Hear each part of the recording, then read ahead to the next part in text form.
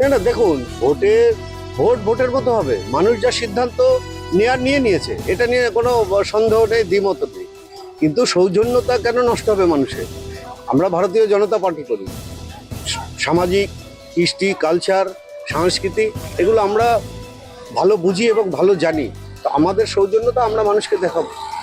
হঠাৎ করে ভুড়ি কমানো নিদান দিলেন। আরে ভুঁড়িটা বেশি হয়ে গেছে, অল্প বয়স।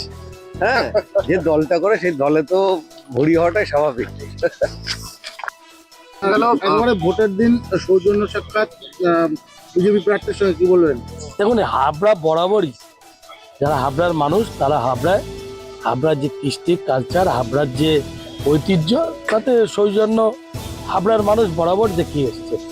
তা আজকেও ভোটের দিন আমি এখানকার তৃণমূলের কাউন্সিলর 5 নম্বর ওয়ার্ডে বিজেপি প্রার্থী তিনি এসেছিলেন, আমিও সৌজন্য বিনিময় করলাম।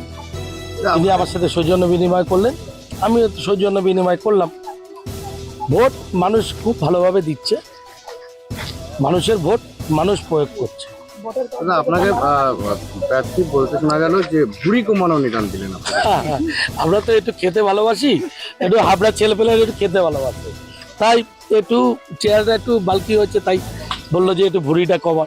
আর ইলেকশনে বিজেপি প্রার্থীও তারও তো ওয়েটটা কমেছে, আমাদের না একটু কম খাচ্ছি, মানুষ আমাদের পক্ষে আছে। পরিশ্রম সবাই করছে, তবে মানুষ যার ভোট, মানুষ তার ভোট প্রয়োগ করছে।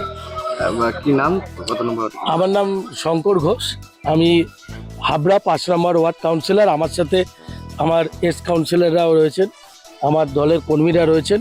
এই 252 নম্বর বুথে আমাদের প্রচুর ভোট পুল হচ্ছে। ইতিমধ্যেই 40%-এর ওপরে 5 নম্বর ওয়ার্ডে ভোট পুল হয়ে গেছে।